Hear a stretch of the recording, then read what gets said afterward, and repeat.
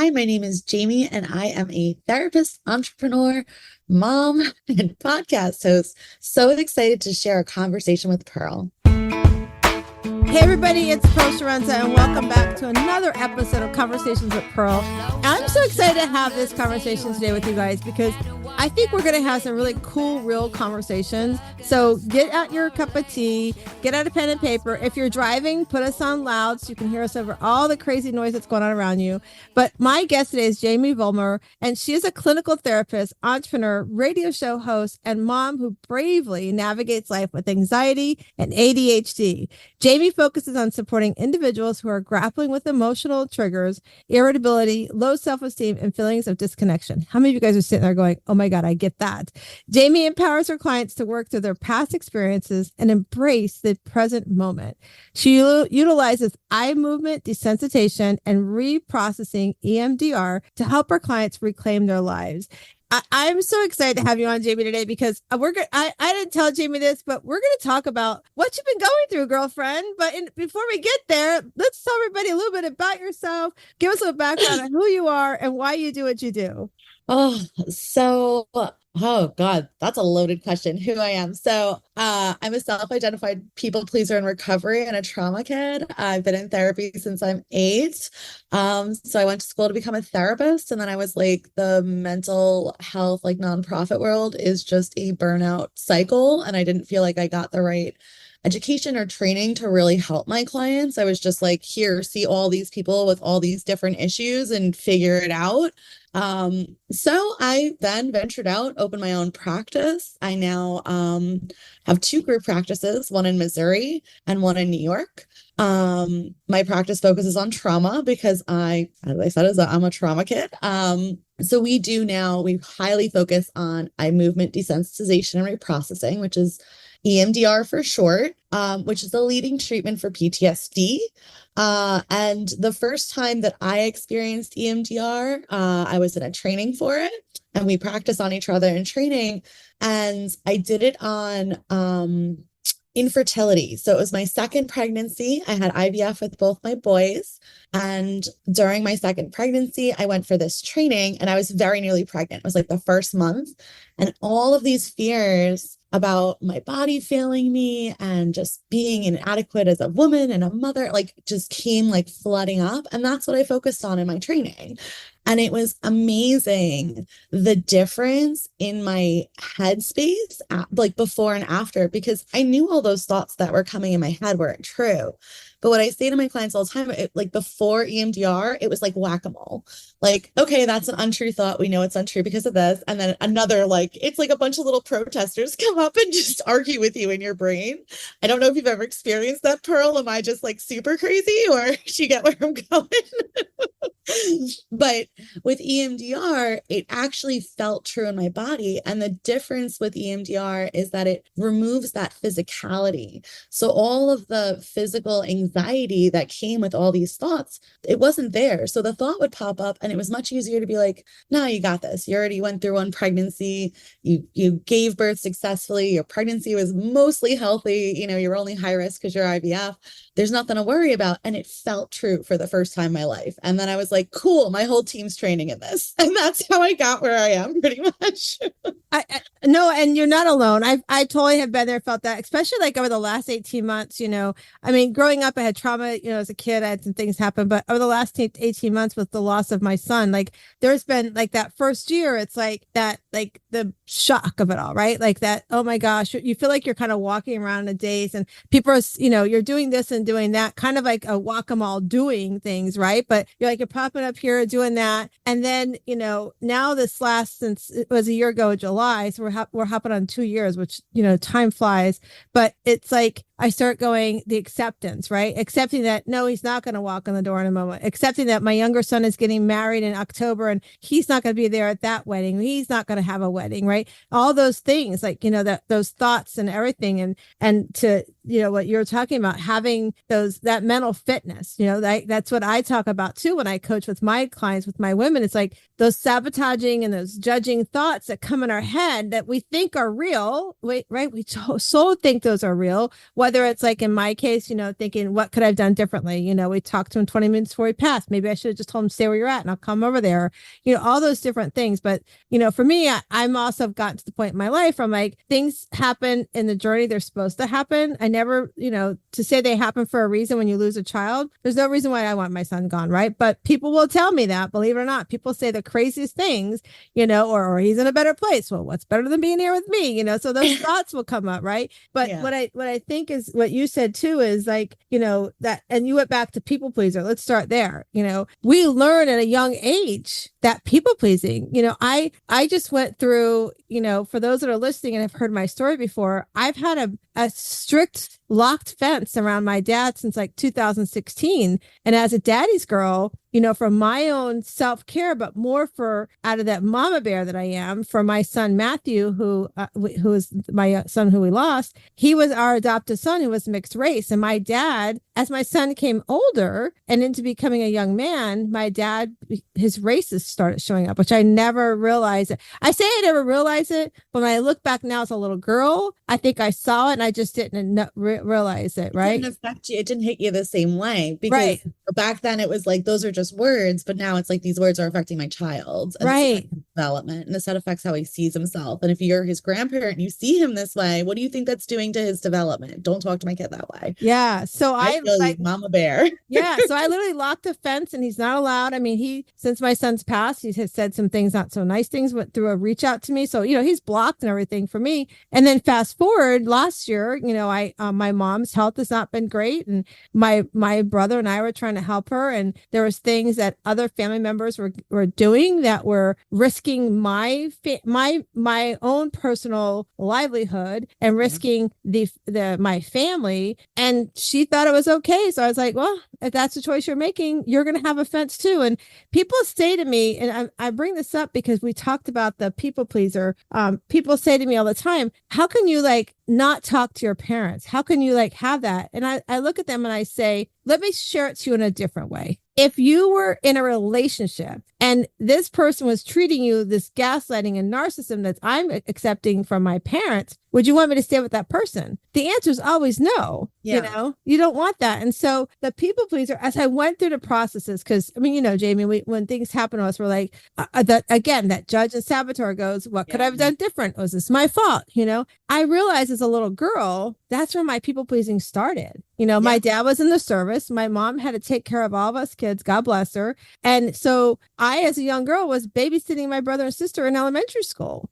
So people pleasing starts early. It does. So, Pearl, I do this workshop that we offer for free. And the first day of it is literally talking about familial and societal messaging that we receive as kids, as women, right? And that to be a good, virtuous woman, then you must be selfless and you must give to other people and you must do all of these things, and how that affects our narrative, right? And even now in my life, I've talked on my show about how my family, if I ever say anything negative about my husband, and he's a wonderful man, he is, but he has problems too. He's not perfect either. If I ever say anything, they're like, you're so lucky that he, is essentially a dad to his children. And I'm like, no, that's expected. He doesn't get a pass on everything he does wrong because he's a dad to his kid. I'm expected to be a mom, but there's just such a gendering difference between male and female. And the kids are inherently in our society, our responsibility, and men can just walk away. And if we don't get it done, then we're bad moms. But if they don't get it done, well, it's not their responsibility. It's just this whole, oh my gosh, how we're socialized is really and that's so generational, right? My mom was like that. My granny was like that. I'm sure my great grandmother, right? And so we have to change in those thoughts process. And for me, having two boys, I was very much, that was something, I knew they were going to marry women. And I knew I wanted to teach them that, just because I'm a female doesn't mean I have to do everything in the house. And my sister-in-law, if she's listening to this, I'll give a shout out to my sister-in-law, Melissa. I went to go visit her and my brother one time. And I talk about this on the show all the time. I tell her, I go, you better be listening because I talk about you. But I went to go visit her and my nephew, Sean, was 4 years old. He wasn't even in kindergarten. She's like, hey, come upstairs. Sean's got to put his clothes away. I'm going, put his clothes away? At a young age, she said, I'm teaching him that this is a business of this house. So we're running the business together. And while he may not put his clothes away perfectly, he's learning the act of participating in a team. I was like, Yeah. that is so cool.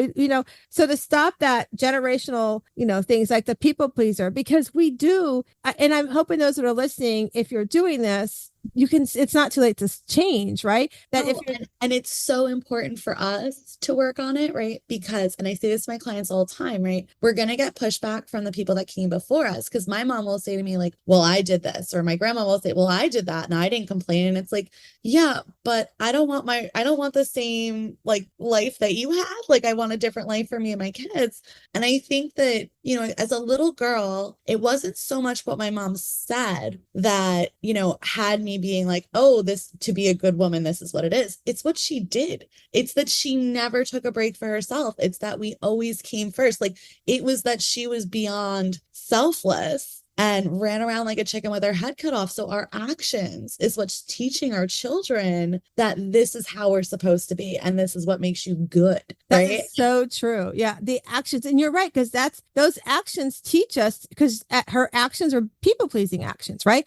Doing for everybody else before doing for self. Right. And so, Yeah. and that's where I also think that's where the feeling comes up about, oh my gosh, if I go sit in my room and read a book, that's selfish because I'm not sitting out here making dinner, or if I'm not doing laundry, if I decide to take a bath, or if I decide to go away for a girls' weekend. I remember one time my oldest son, and I said, I don't know where you're getting this from, son. I was going to go do something with my friends. And my older son said to my husband, you're letting mom go out and do that? And I looked at him and I go, oh, let's clarify this right now. Your dad is not letting me do anything. I choose to do the things that I want to do. Right. Yeah. And we discuss it, it's just like if I go traveling for business or something, I'm just like, I'm going away here. What's happening in our family that I need to be aware of if does it affect it? Right. Yeah. So we learn, what we're saying, like you said, we saw our moms do all these things and we think we have to. And we have to change that. And it goes back to that 0 to 7 years old, what we're setting up. And I know my 0 to 7 was a lot of people pleasing. I remember one time my poor mom, she had to go pick up my dad at the bar because my dad had too much to drink. So my mom wakes me up and I have to stay in the house and watch my little brother and sister. I think I was like 7 or 8 years old, so it was like, sit here, don't open the door. So all those things, that generational,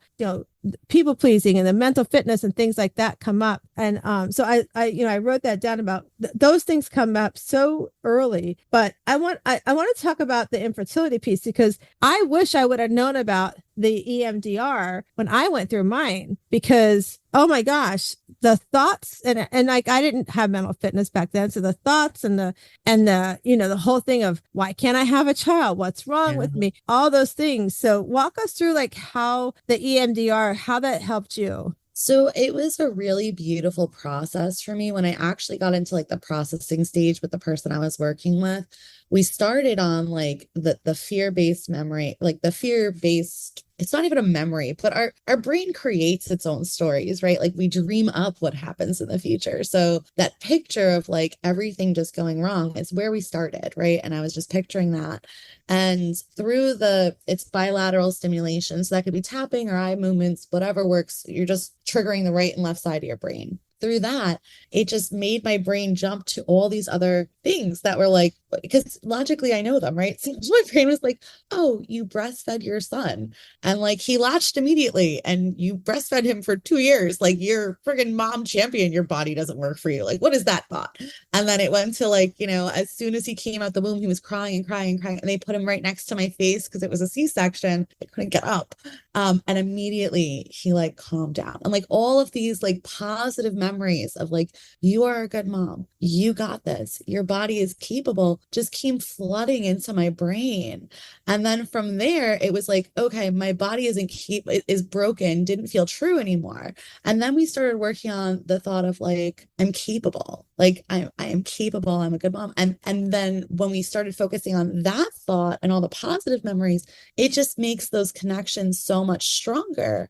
So when those negative thoughts come up, they just automatically feel less true because now I have in my brain these strengthened neural connections that are like, no, you're a good mom. And here are all the facts that show that.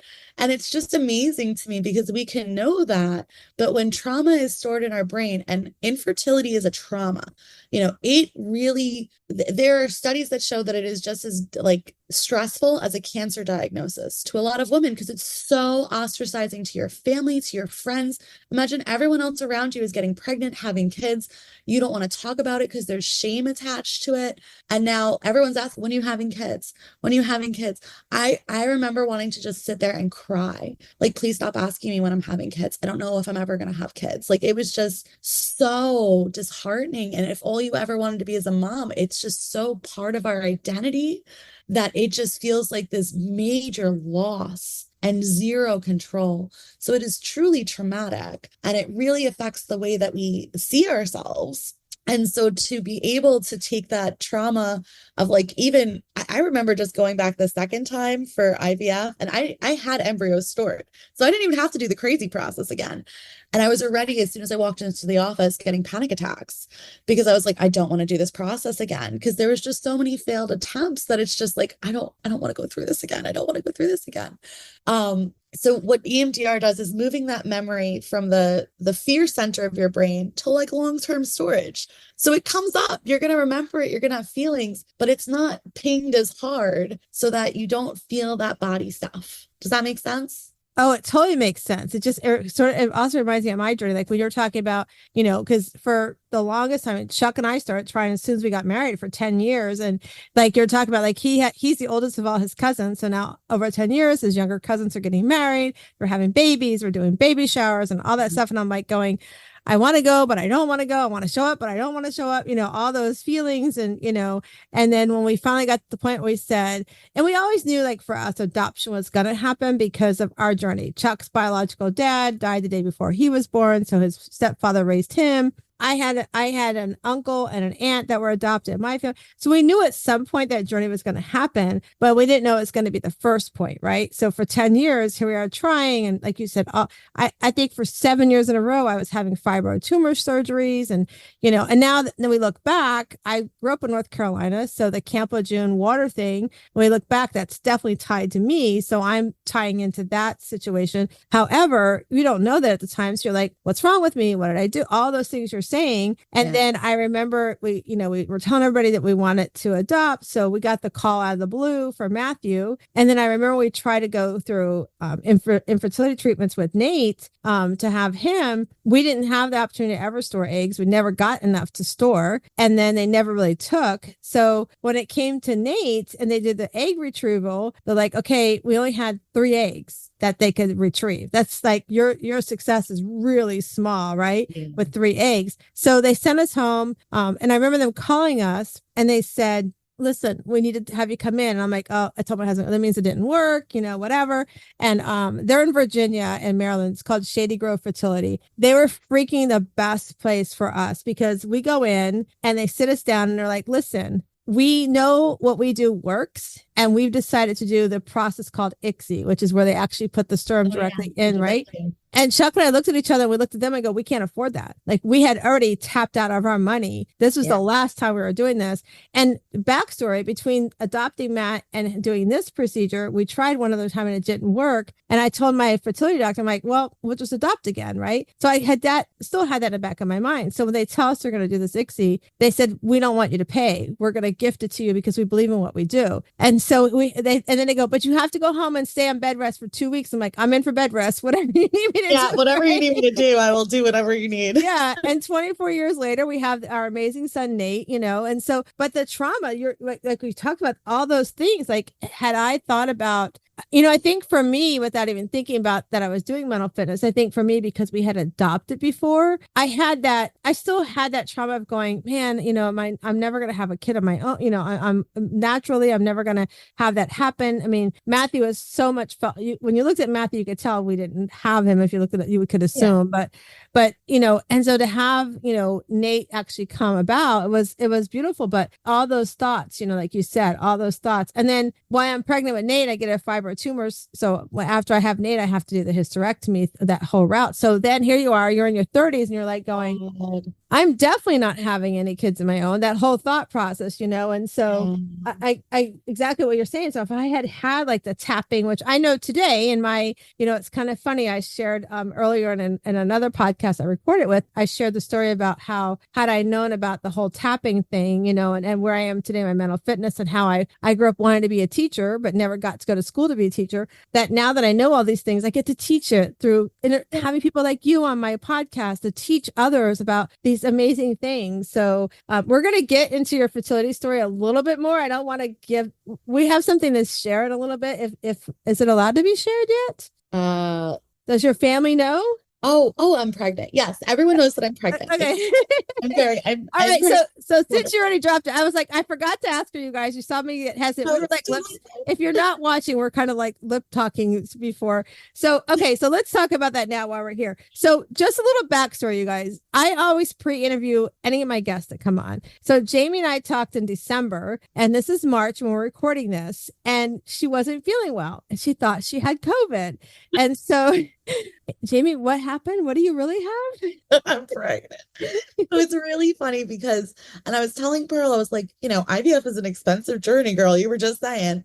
We tried for so long to have kids. I was told at 18 I couldn't have kids. I am in like the most stressful year of my life. And in December, I didn't get my period. And I said to my husband, "Do you think I'm pregnant?" And he was like, "Nah, it's just stress. You just missed your period this month. We're not even gonna," we literally both were like, not even worth taking a pregnancy test. There's no way we're pregnant, right? And then by January, it didn't come again. And I was like, I think you should buy a pregnancy test. And the first one came up positive. The second one, he was like, do it again. There's no way. We did it again. And they're both positive. And it's a girl. And both my babies were boys before. And I always wanted a baby girl. So, I think that kind of even going back to the people pleaser stuff, like I said, this was a stressful year for me. I took on a lot with being a co-owner in a business in Missouri.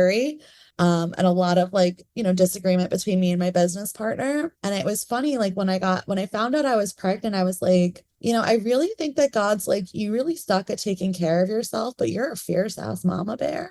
So I'm going to put a kid in you and it's going to be your girl. So now your job is to make sure that your stress levels go down and you have no choice. And it's really like, it's been funny for me. It's been wild. I don't like being pregnant, Pearl.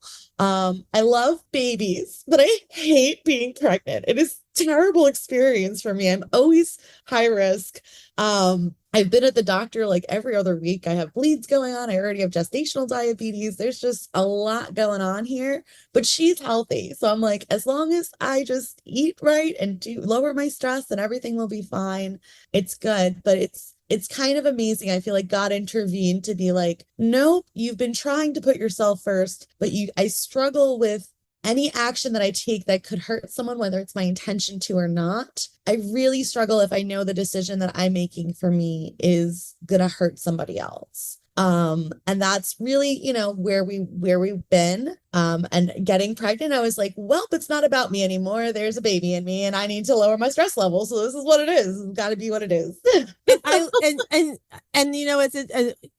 All of us, if you want that, we're not saying you need to go get pregnant, but it could happen, right? It's a whole different perspective of how you're taking care of yourself. But you said something, and now I think that's what happens so much with the people pleaser is we're so afraid that when we do something for ourselves, right, we worry about that other person, how they're going to view us, how they're going to feel. We do that often. And so I remember when I went on my journey to learn to stop saying yes to everything and to stop saying, start saying no and learn to say yes to me. It was, even with my kids, I was like, oh my God, my kid's going to think I don't love him because I'm not at the football practice. Right. And I'm like, You know what? I'm showing every week for the football games. I may not be at the practice every day, but I am making it to the football games. And, and that's the showstopper, right? That's when he's really all on. Right. So it's like, I had to give myself grace for that. Or telling a friend that I can't come help them with a fundraiser or something at their home, right? And having that conversation with myself to say, you're an amazing friend. You show up when you need to show up, and it's okay to say no, right? We have to sage those thoughts because we feel, and like we were saying earlier, it's that whole generational thing that we think we have to, especially as women, we think we have to wear these hats and say, we have to do everything. And that was the one thing I will give myself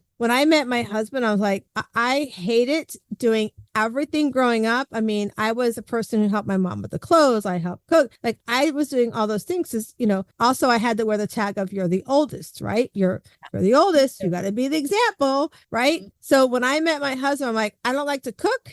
I don't like to clean very much. I don't like to do laundry. I'll clean a house, but you're going to help. And literally now, I mean, it used to be, he's retired, so it's shifted a little bit, but it used to be, he would do the laundry and then I would try to cook, but he'd do the laundry, he'd put it in, I'd fold it, he'd cook, I clean up afterwards, right? It just worked as this great team, Yeah. And so that helped me overcome the thought of like, I'm the wife, I'm supposed to do everything. I laid it out right away. This is how I am. In fact, when I dated, because I grew up in a household with military, my dad was in the Marines, and because he was gone so much of my life, that if I dated somebody and they were in the service and I found out, I was like, dude, thanks so much for what you're doing. And I've lived that life. I just can't live it anymore. Yeah.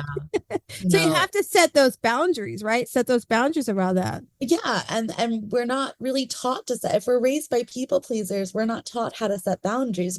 Boundaries are a bad word, like saying no is disappointing someone. And like, how could you be so selfish? And it's really, it's not. When we were talking the last time, maybe it was in my show notes for you, I was talking about how as a people pleaser, right, we try so hard to get everyone to like us. Like everyone has to love us, and we don't want to hurt anyone else. But what happens a lot of times, and I work with so many clients, and this is my pattern too, everyone can push it down until they can't. Right. So then what happens for most of my clients, because they're fighters like me, they are empaths and they push it down. And then one more thing happens and they lose their crap, fly off the handle, and then no one's listening to them because you're irate and just flipped out about, the dishes not being put away. But it's not about the dishes not being put away. It's about the 20,000 other things that happened this month that you didn't talk about. And that's what I love working with clients on, is like, they know they need to have those conversations, but the anxiety, that physical anxiety of they might leave me, or they're going to be upset with me, or what if they think I'm a bad person, is so anxiety producing for them that they'd rather just stay in the situation where they feel used and abused. And it's not even always that the people around them want to make them feel that way. It's that you're not telling them what you need. So if you don't tell people, this isn't working for me, I'm feeling really burnt out, I need to make sure that I get to the gym twice a week, honey, like I am drowning right now. You don't tell your spouse, your employer, your friends, your family what you need, then they can't help you, And I think the problem with a lot of people pleasers is a lot of us were raised by people who maybe were either super empathic, right? Or we were raised by people who were narcissistic, who made us feel bad when we didn't agree with everything they said and perform to their standards, right? Which is even more important then for us as adult people pleasers to learn to set our boundaries, because empaths are like, I don't know what the word is, but they're like, a narcissist will like feed on us because we just keep giving, and they just keep taking. Yeah. Oh my gosh. What you're saying is so true, because that's, my family, the people that raised me, they were so young when they got married that they had no clue, right? And so because one was a narcissist and gaslighter, the other one took that on. And so now as years have gone together and they're no longer together, one still does that and thinks it's okay and will say, oh, you're like so-and-so. And I'm like going, no, I don't take this energy on. Like, I don't want your energy. You keep your energy. I'm not going to receive it, right? That's so hard too. If you're listening to us, that's part of overcoming people pleasing. It's part of mental fitness to say, I'm not taking your energy, and to literally have that stop gap that says, no, stop, I'm not doing this. I will not accept this energy. And I literally did that. I will not accept this energy. This is not what I accept. And you can go on and be that way to somebody else, but it won't happen in my world. And you were talking about communicating. That's one of the process. So I have a 6-month program, and one part of the program is our core part, which is communicating our realistic expectations. Like having that conversation with self, to know what I expect for myself, and then be able to voice it with our family, friends, and even our career, whether you're an entrepreneur or whether you're a professional person, you have to communicate with them, because when they want you to stay that 50th hour of overtime, you need to be able to say, I'm out, and be confident that you're not going to lose your job, because we worry about that, right? So that's communication is such a big key. It is so, so important, because so many people just don't communicate, and it keeps you feeling trapped.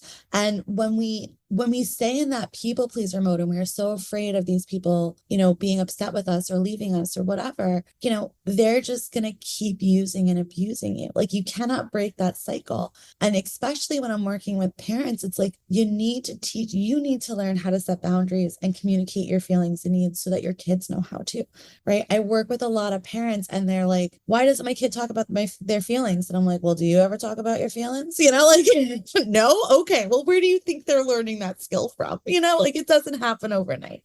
And if we're allowing ourselves to be put in situations where people are putting us down or making us feel bad because we're expressing ourselves, and we tolerate that, we're also teaching our children that that is acceptable behavior. And that is what you do when you love someone. You stay regardless, and that's really damaging. I work with a lot of women who've been in domestically abusive relationships because they feel like their family will not understand why they're leaving. They feel very alone. There's so many factors that play in. But ultimately, because they were raised to believe that they are responsible for everyone else, it has to be their fault. And the abusers know that. So they just keep telling you it's your fault. So it's just so important that if you are a people pleaser, please go get help from somebody. Please, girl, go get help from somebody, because that changes so dramatically when you start seeing your own value and worth. And I just did a video on this yesterday about how when you make those changes and you put boundaries up,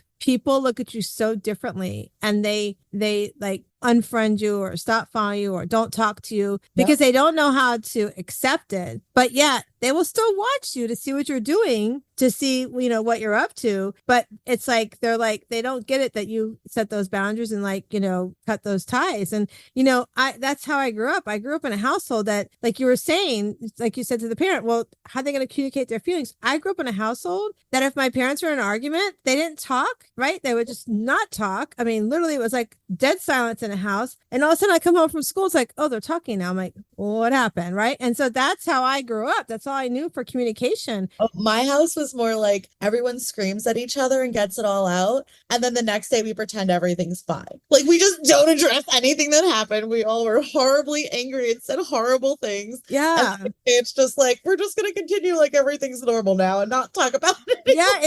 And so when I met my husband, we didn't have arguments, but if we had a disagreement, I would just be like, well, I'm just not going to talk to you because that's all I know. And he'd start having conversations for me. Well, this is how I feel about you. And he'd say, and I'm like, stop. That's not what I would say to you. So I learned from him. I give my husband credit for that, to teach me to communicate in our family, in our relationship. Yeah. And then as our kids got older, to watch them see that, like, even our friends go, you two are so crazy. Like, we banter, like we'll have this banter kind of back and forth, but it's fun. It's not, and they make fun of us. But my kids, one of the things, and I've talked about this on the show before, is that if I said or did something, they knew my mom and dad pretty well. They would go, oh, you act like grandma and papa. I'm like going, oh, no. So we came up with a word. And I talked about this in an earlier show with somebody who coaches parents. We came up with a word. It said buffalo. And the reason for the word is so we could have the conversation about, what did I say that made you feel that way? So it allowed them to express their feelings, right?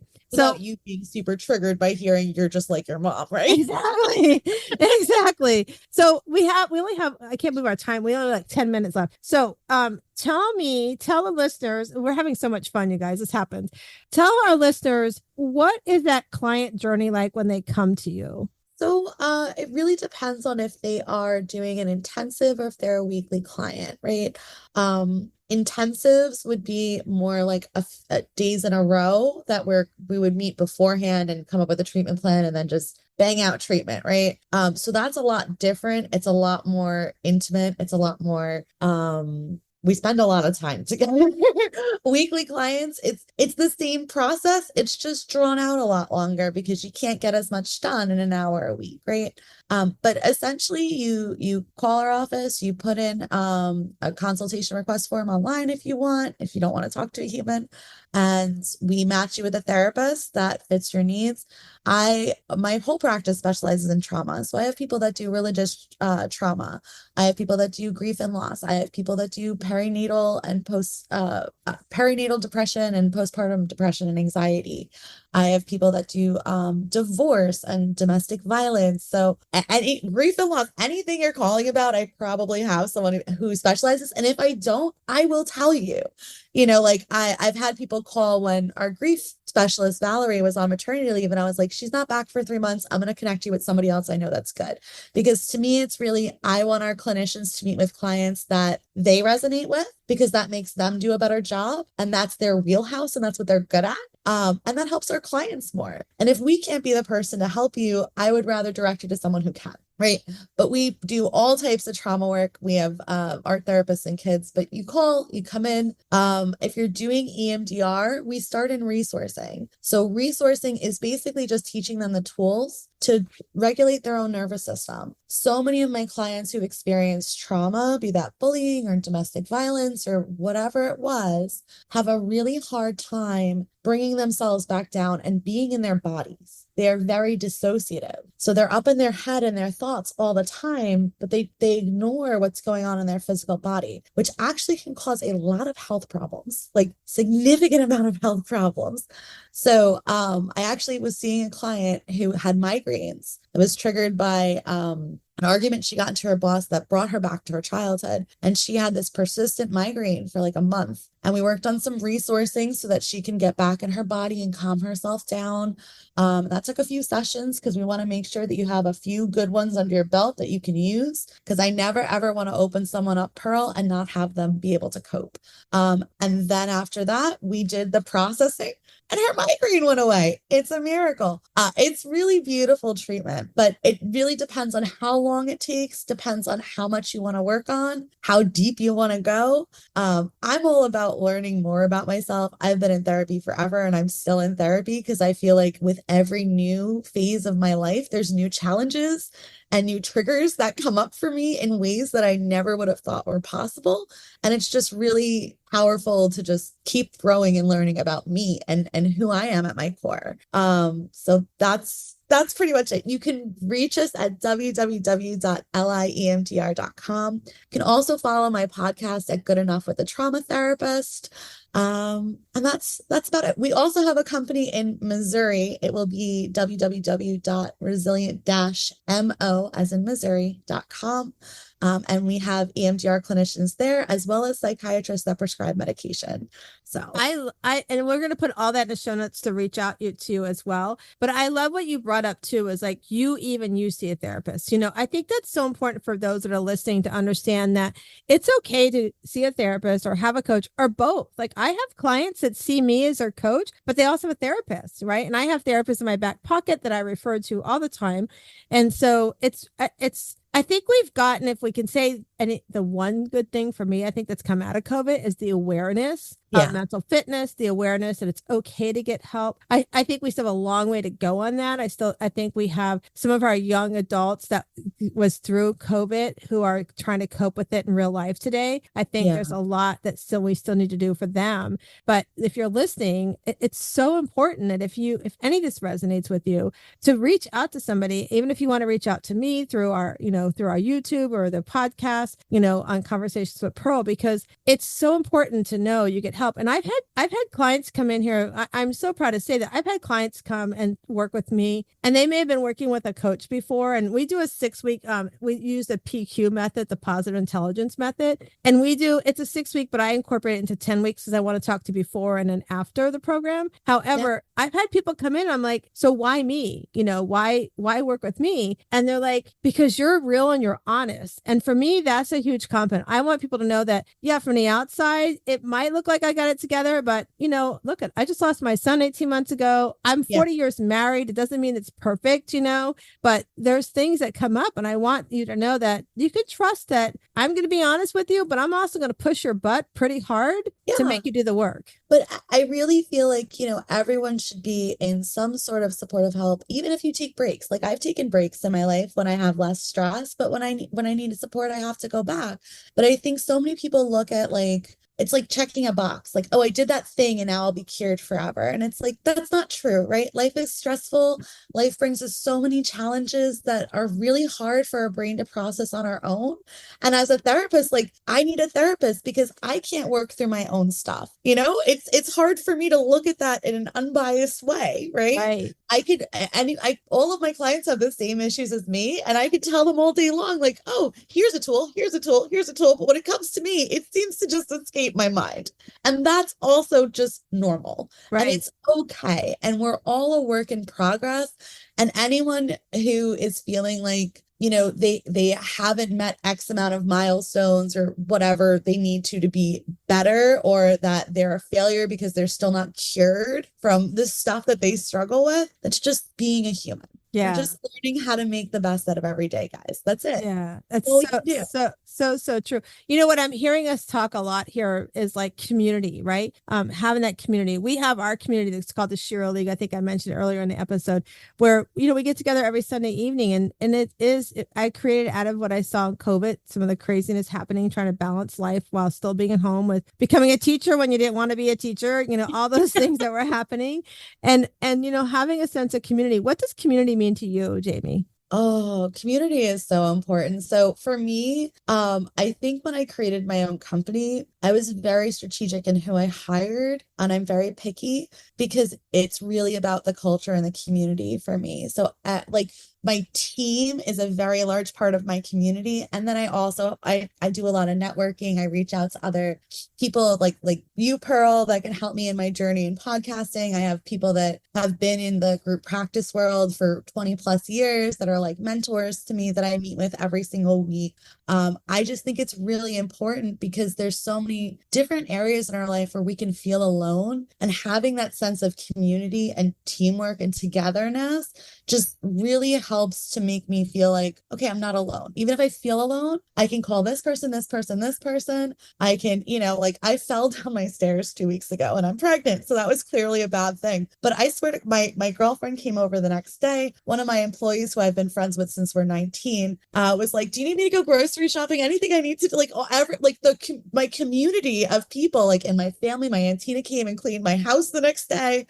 Everyone just rallied. And that's because I surround myself with really supportive people, and I'm all about reciprocal relationships. So I help you, you help me. And I don't even have to ask for help. If something happens, they'll just pop up because I'm always the person that's like, how do I help you? And that's, I think, super important, especially for us people pleasers and empaths, is to surround ourselves with people that are like us. Because when you're surrounded by a bunch of takers, it can feel really draining. But if you surround yourself with people with like energy that are also just givers and want to help and want to support you, it's just a beautiful thing, Pearl. I love it. I love the life that I have built for myself. I love that.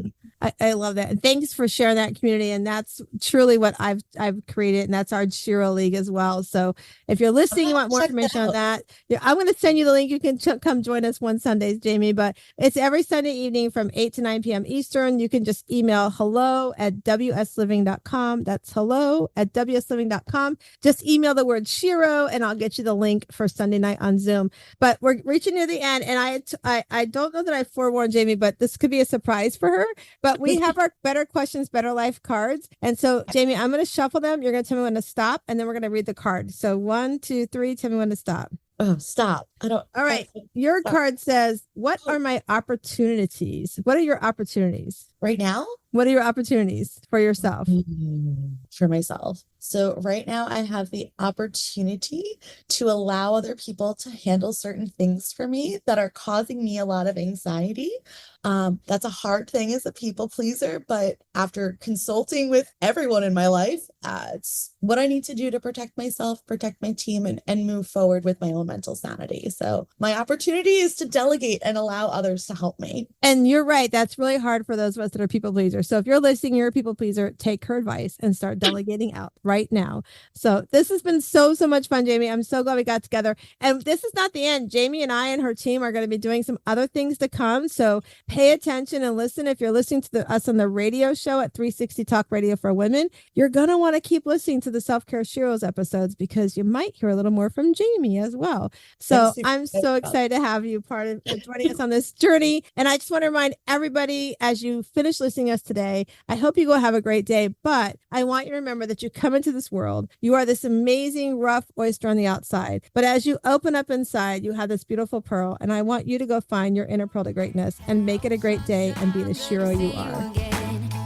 You've been listening to me for a little while, but I wanted to really explain to you what a Shiro is. You hear me talk about on the radio show and the podcast often about what is a Shiro. And what I want you to know is a Shiro is you. You are listening today and you are a Shiro. But what do I mean you're a Shiro? So a Shiro is somebody who is strong. You have so much strength and maybe you don't know it. Maybe you're not seeing it inside yourself and you need help tapping into that. And that's what I love to help women do, is to find your strength within and help you pour it out of yourself, help you become the strong person you are. And H stands for happy. You know, we all want to be happy, but sometimes finding the roadmap to happiness isn't easy. And so sometimes we have to help make that deep dive into answering heartful, soulful questions about what does it really mean to be happy? What brings me joy? What do I need to say no to so that I can become the person I want to be and the strong person I want to be that's also happy? And then empowered. You are empowered just by listening to this podcast that we do or the radio show to be the person that you are meant to be. That person inside, that little girl that's inside, just waiting to come out. We want to empower you through our Shiro method to become that strong, happy, empowered person that you are. But it's not an easy step. So, we have to cut through the fluff and the excuses and the drama and the mess so we can make that progress. Because as we start making the progress, then what happens is you start seeing the radiant you. You start arriving at the level that you've created, that divine roadmap, where you're finally starting to live intentionally. And as you live intentionally, then you realize your strength really is powerful, that your happiness is meaningful, and that you are empowered to pay it forward to others, to do the things you want to do without guilt, because you deserve it and because your radiance is showing. And then as you work through that progress, then what happens is you become your original self. You become that authentic you that you're supposed to be. Like you've done that deep soulful work and you're starting to make that path of satisfaction and that happiness you've been craving. And so you start laying down the foundation of your success. When you wake up in the morning, you find yourself looking in the mirror, realizing that you don't recognize your old self anymore, that you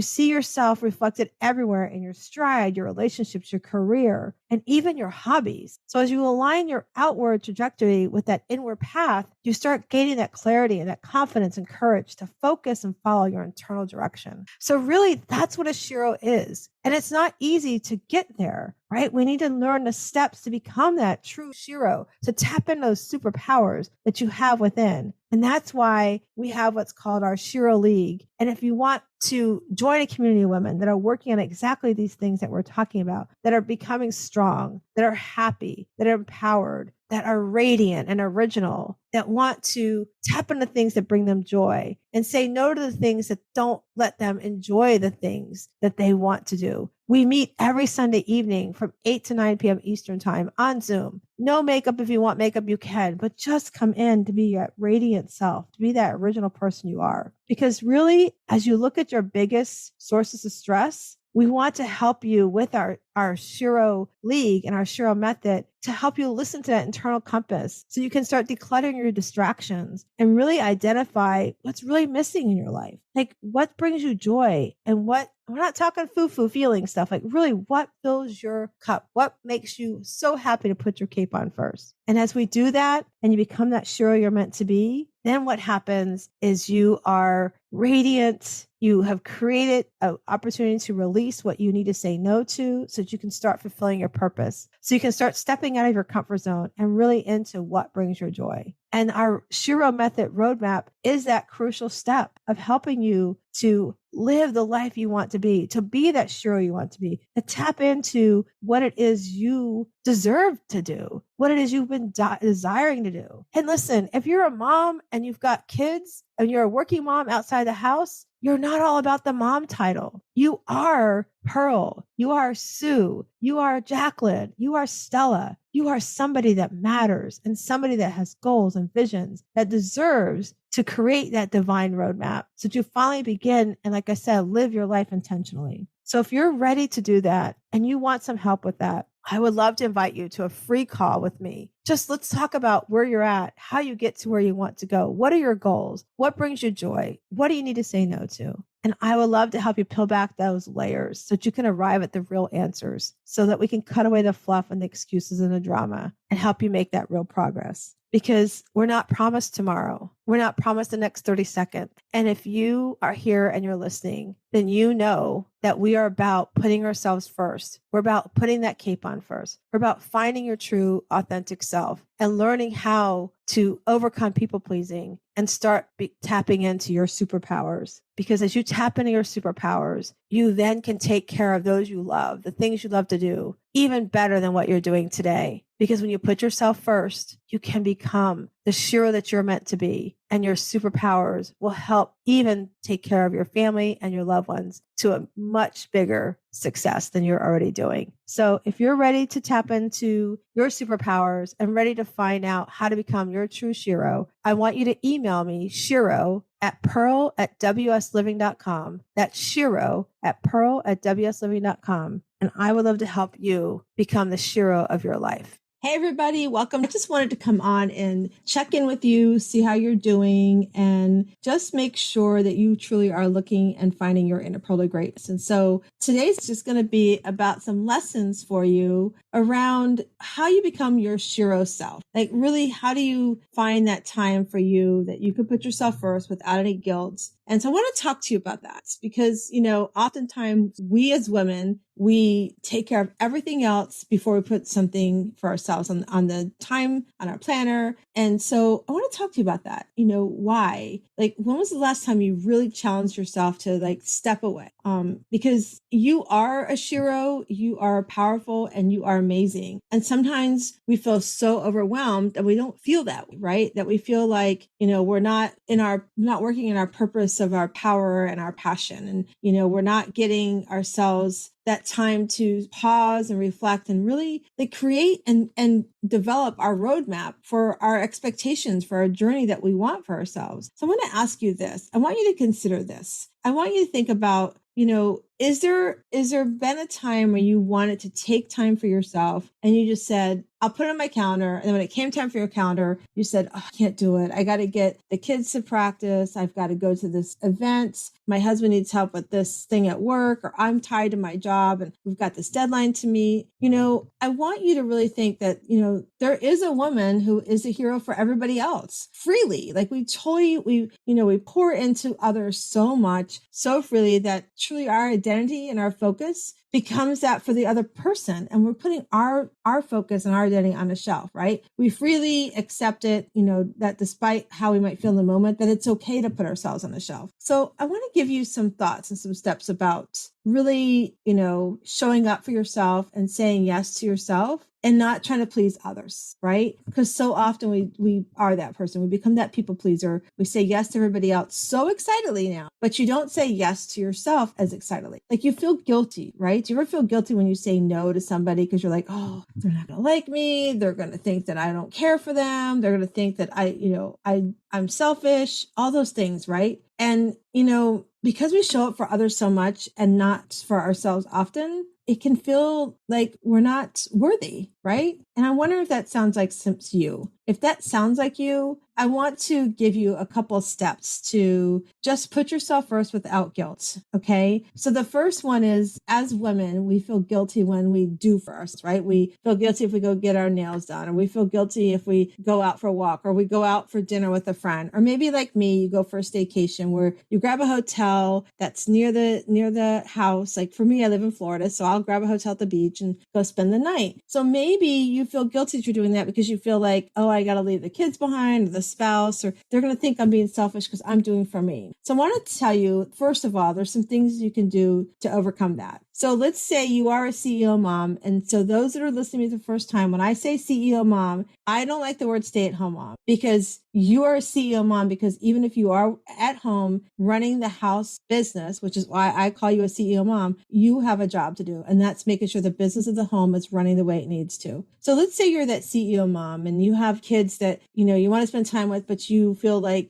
there's not enough time in the day. So let's start with their little. If they're little kids, like, under say 8 years old, right? Maybe you sit down and watch a silly TV show. When my kids were little, it was Barney, right? Sit down and watch a silly TV show with them and just be engaged with them, because you're going to laugh at the crazy show. You're going to spend time with your little one, but you're also going to be taking some time out for yourself. So that's one of the steps you can do with your children. If your kids are a little older, so when I finally realized that I mattered and I had to do something for me first, my kids were a little older. So my oldest one, he loved to go get his toenails done because he played football and he had football toes. So we would go for mani-pedi together. He'd get the pedi, I'd get the mani-pedi. And it was giving myself time to take care of myself and have self-care. But at the same time, my son Matthew was spending time with me. We would chit chat and talk about what was happening. We might talk about the football game upcoming or the one that just passed. We might talk about girls, whatever that is, right? Him and I also had a code word for spending time together. And that was, let's go for sushi. So that would tell me that he wanted to have conversations with me, right? So my younger son, Nate, he's not into mani-pedis. He could not be bothered with any of that, but he loves to go to the movies. So we would go and catch a movie together. And we still do that to this day. He'll be like, what new movie is coming out? What do you want to see, Mom? And we'd go catch that movie together. So that's something you can do with your kids. Like, find something that you can enjoy doing that they maybe would like to do with you, and you're spending time with them. Okay. Now, when it comes to your spouse or significant other, it's kind of the same thing. Maybe catch a movie at home. Like my husband and I, even today, we find a lot of stuff on Netflix and we'll sit down and we'll watch the movie on Netflix, right?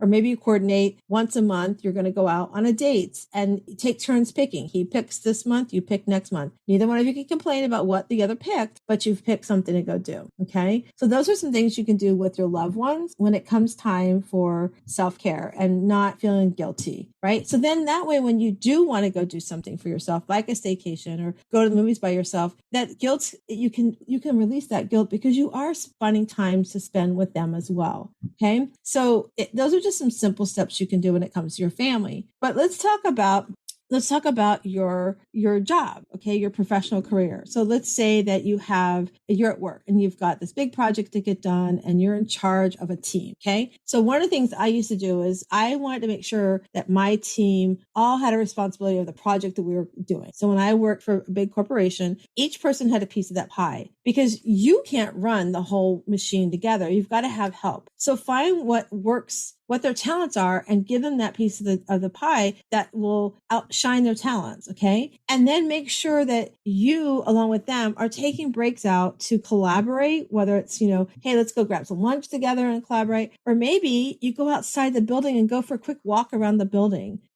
I did this at the big corporation I worked with. I would send my team out to go for walk breaks. And my other team leads from other departments are like, can you do that? Why are you doing that? And I'm like, listen, if you look at my department's goals, we're hitting our goals, which means they're working hard. I need them to be all in, not be tired. So I would also go each day with one different group and I'd go for a walk with them and just chat with them. How are they doing? What's going on? What's happening in their world? We wouldn't talk about what's happening in the project, just how are they doing? So that's another way that you can, at your professional level, do something for yourself while you're engaging with your team as well. Okay. And if you are an entrepreneur, let's say you own your own business and you're overwhelmed with all these things to get done, I'm going to challenge you to look and see what are some of the things you're doing in your business that you actually might be able to do better benefit from having a virtual assistant, right? So my business coach, Julie DeLuca Collins, helped me understand what my value is per hour. So once you take that per hour value and you say, filing paperwork is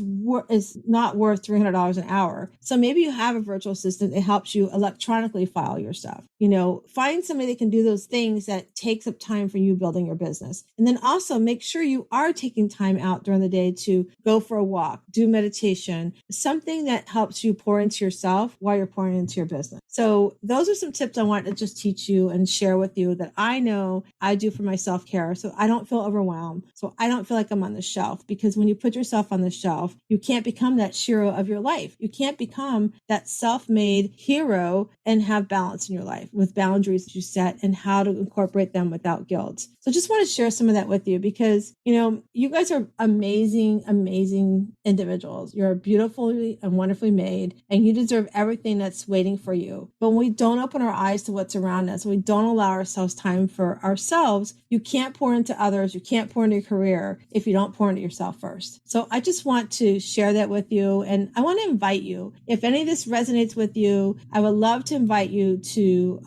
we have a Shiro League. You can come once every Sunday evening from 8 to 9 p.m. Eastern time. If you want to come and just visit with us, we always have an open house opportunity. You can join us. It's at a Sunday evening, 8 to 9 p.m. Eastern time. You can come in your PJs. It's a great way to end your week and start your new week. You can do that as well. So if you want that information, just go to pearl@wsliving.com. Again, pearl@wsliving.com, and email me and I can get you the link to join us. But if you want to look at some more of these steps that I've done, I would love for you to just go download my ultimate guide to self-care, and some additional steps are in there. And that's at pearlsebook.com. That's pearlsebook.com. And I hope you guys know that you come into this world as this beautiful, beautiful oyster. We're a little rough on the outside, but on the inside, you have this amazing pearl. And I just want you to know that you are this amazing pearl, and I hope you find your inner pearl of greatness.